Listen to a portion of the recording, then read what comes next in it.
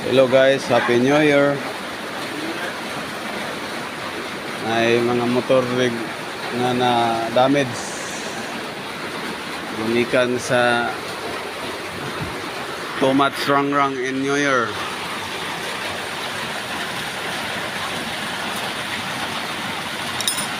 Ayan no.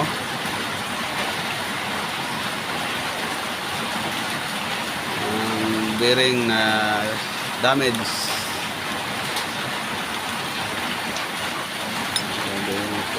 Guide sa bearing because of sugat of New Year, girangrang o gayo. Yung buto po yung bearing nabuskag, ayaw